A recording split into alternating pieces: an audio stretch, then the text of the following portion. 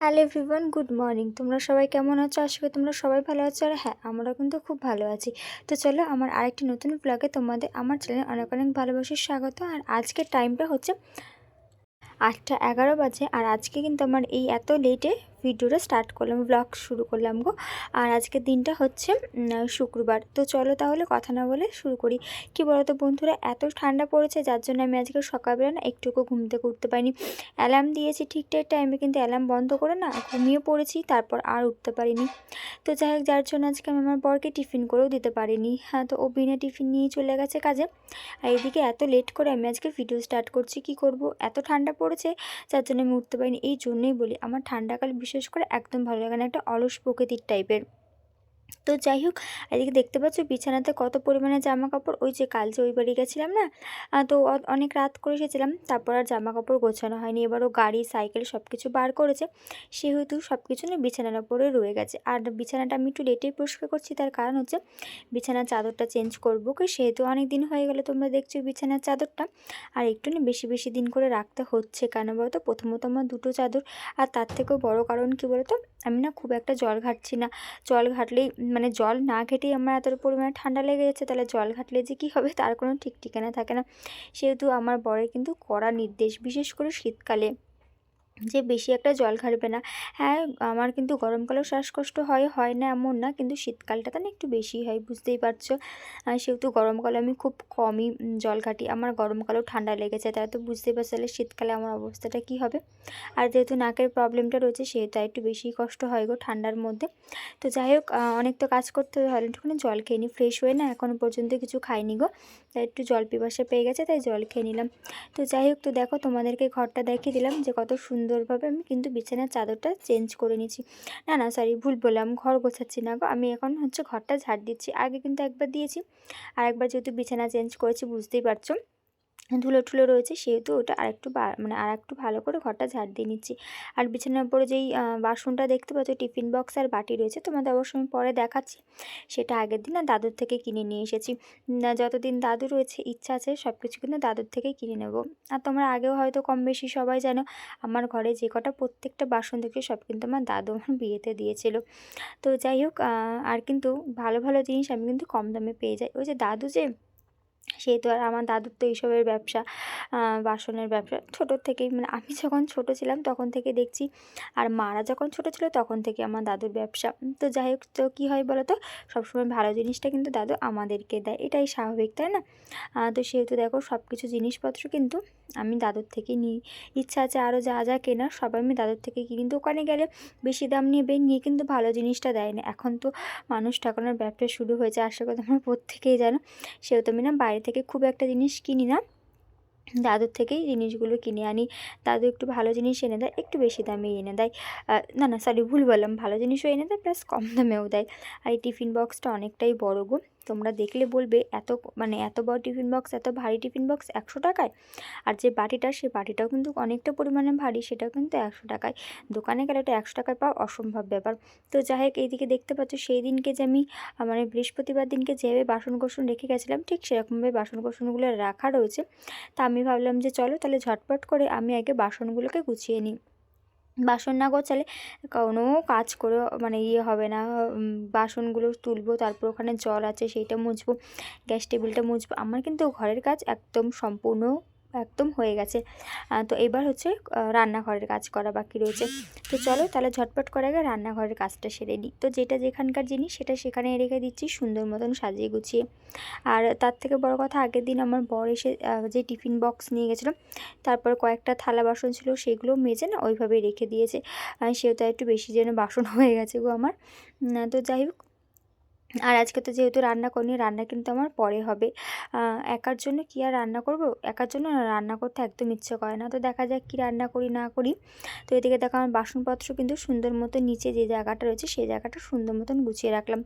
আরে বাবা গো, আমি গ্যাসটা যে তুলেছি কী যে চোখে লাগছে আমারই চোখে লাগছেই। এডিট করার সময় জানো না তো, বাপরে বাপ, প্রচণ্ড পরিমাণে চোখে লাগছে গো। আর গ্যাসটা তুলেছি আমি না বুঝতে পারিনি যে এরকমভাবে চোখে লাগবে। যদি জানতাম তাহলে তো কোনো দিনই করতাম না। তো যাই হোক, একটু কষ্ট মষ্ট করে দেখিনি, কিছু করার নেই আমারও। আর এই জায়গাটাতে যদি আমি কিছু করি আরও না বেশি মানে গ্লো দেবে, আরও চোখে বেশি কষ্ট হবে। তো যাই হোক, তো গ্যাসটা তুলে নিয়েছি। নিচে না দেখবে ভাতের ফ্যান, তারপর দুধ অনেক কিছু পড়ে, সেহেতু ওই জায়গাটা না এরকম চিটচিটে পানা হয়ে যায়। আমারও সেরকমই হয়েছে। তাই ভাবলাম যে একেবারে যখন মানে রান্নাঘরটা পরিষ্কার করছি, তাহলে একেবারে গ্যাসের নিচটা ভালো করে পরিষ্কার করে নিই। আর ভালো করে বলতে গেলে ডোলে ডোলে জানানো তো পরিষ্কার করতে হচ্ছে।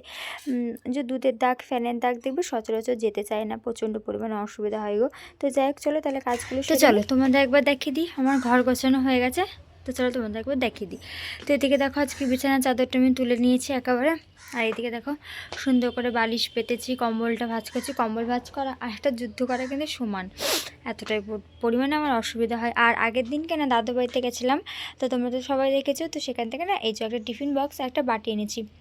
আর এদিকে দেখো সব কিছু সুন্দর মতন। আর ওই যে দেখতে পাচ্ছ যে চাদরটা পিঙ্ক কালার, ওটা কেচে দেবো বলে আজকে তুলেছি।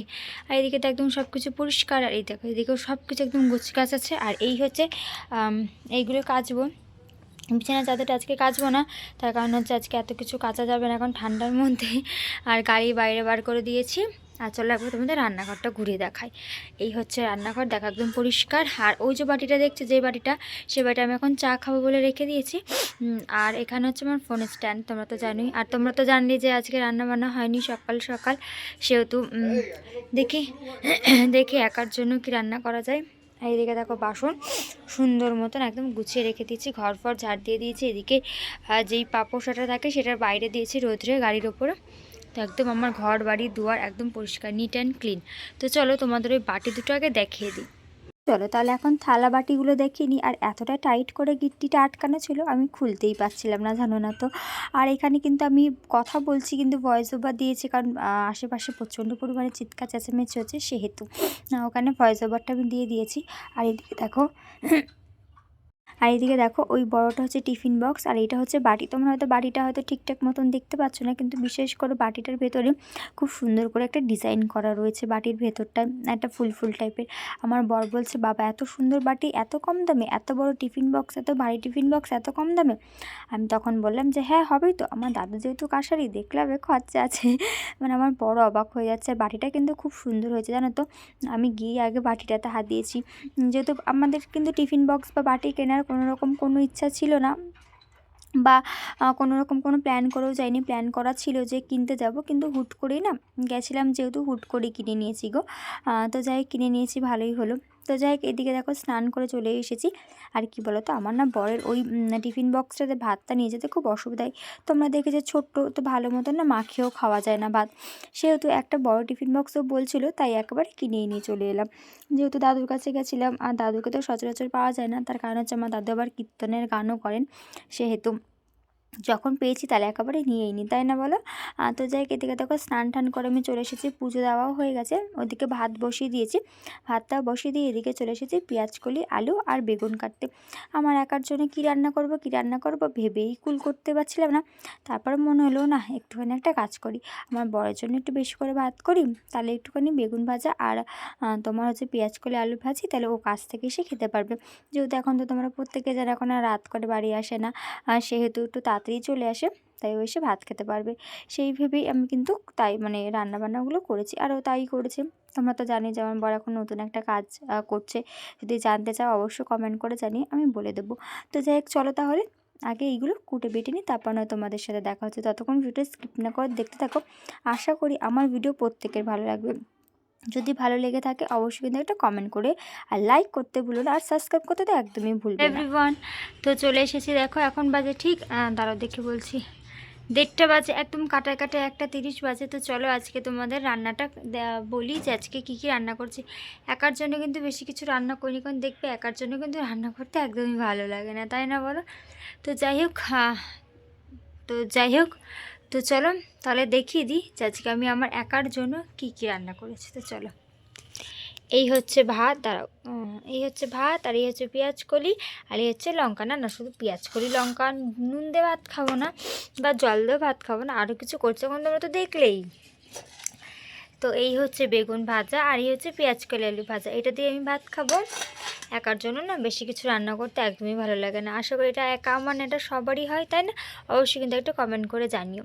তো আর ওই হাঁড়ির মধ্যে দেখো ভাত রয়েছে, যে তোমার সকালবেলা খেয়ে যায়নি, তো ওই পরোটা খেতে আর পেট ভরে না এত খাটনির কাজে, সেহেতু আমি ওর জন্য একটুখানি ভাত রেখে দিয়েছি যে ও এসে ভাত খেতে পারবে। আর আলু পেঁয়াজগুলি ভাজাও থাকবে, তো ওটাতেও ভাত খাওয়া হয়ে যাবে। তো যাই হোক, তো চলো তাহলে খাওয়া দাওয়া করিনি, তোমার সাথে আবার পরে দেখা হচ্ছে। আর এদিকে দেখো আমি মাল করছিলাম, ওই ঠিক বাইরেটা রোদটা ছিল, রোদে বসে বসে মাল করছিলাম। আর আমার খুব জোরসে খিদে পেয়ে গেছে, সেহেতু বসে পড়ছি খেতে। তো চলো তাহলে এখনকার মতন টাটা, তোমাদের সাথে নয় আবার পরে দেখা হচ্ছে। আর দেখো চলে এসেছি একদম সন্ধ্যাবেলা বলতে 8:45 মতন বাজে। আর চলে এসেছে যে রান্নাবান্না করতে। চা খেয়েছিলাম, সেটার আর ভিডিও করা হয়নি তোমাদের সাথে। চা খেয়ে দিয়ে নিয়ে এইসব কোটাবাটা করে তারপর তোমাদের সাথে ভিডিও স্টার্ট করছে। আর কি রান্না হচ্ছে, ভীষণ একটা স্পেশাল রান্না হচ্ছে আমার বরের আবদারে আজকে কিন্তু রাতের রান্নাটা। সবসময় তো আমার বর মানে আমি আমার বরের কাছে আবদার করি, সে আবদারটা পূরণ করে। আচ্ছা আমার বর করলো আর আমি না রেখে রাখতে মানে মা কথাটা না রাখতে পারি, বলো তো হতে পারে এরকম? তো যাই হোক, এদিকে দেখো মশলা বেটে নিচ্ছে, আর মশলাটা না অনেকটাই হয়ে গেছে গো। আর লঙ্কাগুলো দেখতে পাচ্ছ, আমি না আন্দাজ করতে পারিনি যে লঙ্কা বেশি হয়ে যাবে, উপরন্ত ঝালটাও এতটা বেশি হয়ে যাবে যে চিনি দিয়েও মিষ্টি করা যাবে না। যদি বা আমি দুটোর জন্য একসঙ্গে মশলা করছি, তো সেহেতু দেখে কিন্তু মনে হচ্ছে মাংসের মশলা, না মাংসের মশলা না, এর মধ্যে হবে আলুর দম। আর কালকে করবো সোয়াবিন। তোমরা তো জানো প্রত্যেকে যে আমি রাতেবেলা রান্না করে রাখি, তো দুটো মশলা আলাদা আলাদা করে বাটবো, সেই জন্য একসাথে বেটে নিচ্ছি। আর আমি আন্দাজ পাইনি যে মশলাটা তাও তো ঠিক আছে, লঙ্কাটা এতটাই বেশি হয়ে যাবে যে ঝালে শিশাতে হবে মানে। আর আমি যে মশলাটা বেটেছি, হাত কিন্তু আমি ভালো মতন সাবান দিয়ে ধুয়েছি, তারপরেও খেয়ে দিয়ে উঠেও সাবান দিয়ে ধুয়েছি কিন্তু আমি। তারপরেও যখন রাতেবেলা ঘুমাচ্ছি তখন যে চোখে হাত দিয়েছি, আর বলো না, চোখ পোক একদম জ্বালা করছে। আর সাথে সাথে দেখি ডান হাতটা প্রচণ্ড পরিমাণে চুলকাচ্ছে, কেন চুলকাচ্ছে বুঝতে পারছি না। তো যাই হোক, ওদিকে মশলা বাটা হয়ে গেছে, এদিকে কিন্তু আলু ভাজা হয়ে গেছে। আর এদিকে আমি এখন করে নিচ্ছি মশলা, মানে মশলাটা কষিয়ে নিচ্ছি। তো মশলার মধ্যে একটু হলুদ দিয়ে নিলাম, হলুদ নুন যা যা লাগে তাই দিয়ে নিলাম। আর কিন্তু আমি একটু তেলের মধ্যে হলুদ দিয়ে নিয়েছি, তাহলে কী হয় বলতো, গায়ে ছিটকায় না। এটা কিন্তু আমার মায়ের থেকে শেখা। অবশ্যই সব তো মানে মেয়েরা যা কাজ করে বা পারে সব কিন্তু মায়েদের থেকে শিখে আসে, তাই না? ওই যে বলে না, জীবনের প্রথম শিক্ষক হচ্ছে মায়ের শিক্ষাটাই কিন্তু বড় শিক্ষা। কেউ দিতে পারে ভালো শিক্ষা, কেউ দিতে পারে না, সেটা এখন তার ব্যক্তিগত ব্যাপার।